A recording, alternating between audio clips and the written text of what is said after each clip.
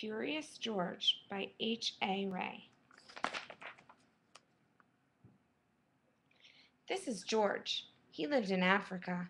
He was very happy, but he had one fault. He was too curious. One day George saw a man. He had on a large yellow straw hat. The man saw George too. What a nice little monkey, he thought. I would like to take him home with me. The man put his hat on the ground, and of course George was curious. He came down from the tree to look at the large yellow hat.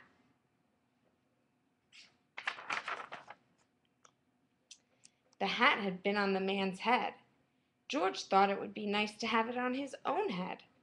He picked it up and put it on. The hat covered George's head. He couldn't see. The man picked him up quickly and popped him into a bag. George was caught.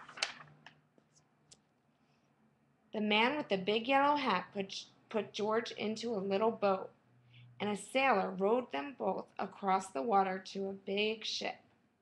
George was sad, but he was still a little curious. On the big ship, things began to happen. The man took off the bag. George sat on a little stool, and the man said, "George, I am going to take you to a big zoo in a big city. You will like it there. Now run along and play, but don't get into trouble." George promised to be good, but it is easy for little monkeys to forget. On the deck he found some seagulls. He wondered how they could fly. He was very curious. Finally, he had to try. It looked easy, but oh, what happened? First this, and then this. Where is George? The sailors looked and looked.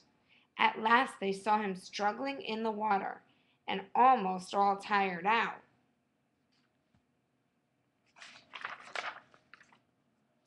"Man overboard!" the sailors cried as they threw him a lifebelt. George caught it and held on. At last he was safe on board. After that, George was more careful to be a good monkey, until at last the long trip was over. George said goodbye to the kind sailors, and he and the man with the yellow hat walked off the ship onto the shore and on into the city where the man's house was. After a good meal and a good pipe, George felt very tired.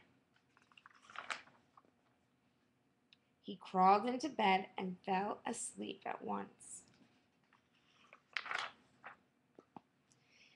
The next morning, the man telephoned the zoo.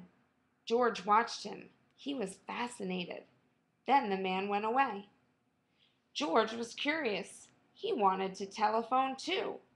1, 2, 3, 4, 5, 6, 7. What fun!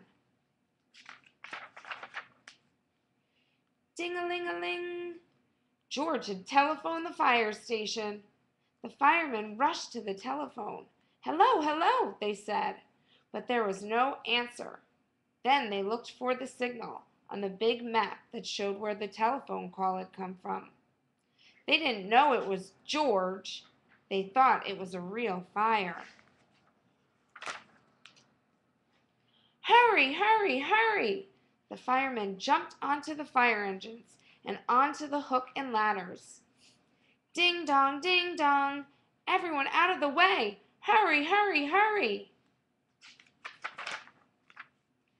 The firemen rushed into the house. They opened the door. No fire? Only a naughty little monkey.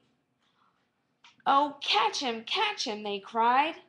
George tried to run away. He almost did, but he got caught in the telephone wire and a thin fireman caught one arm and a fat fireman caught the other. "You fooled the fire department," they said. "We will have to shut you up where you can't do any more harm." They took him away and shut him in prison. George wanted to get out. He climbed up to the window to try the bars. Just then the watchman came in. He got on the wooden bed to catch George, but the watchman was too big and heavy. The bed tipped up and the watchman fell over, and quick as lightning, George ran out through the open door. He hurried through the building and out onto the roof, and then he was lucky to be a monkey. Out he walked onto the telephone wires. Quickly and quietly over the guard's head, George walked away. He was free. Down in the street outside the prison walls stood a balloon man. A little girl bought a balloon for her brother. George watched. He was curious again. He felt he must have a bright red balloon. He reached over and tried to help himself, but instead of one balloon, the whole bunch broke loose. In an instant, the wind whisked them all away, and with them went George, holding tight with both hands. Up, up he sailed, higher and higher. The houses looked like toy houses, and the people looked like dolls. George was frightened. He held on very tight. At first, the wind blew in great gusts. Then it quieted. Finally, it stopped blowing altogether. George was very tired.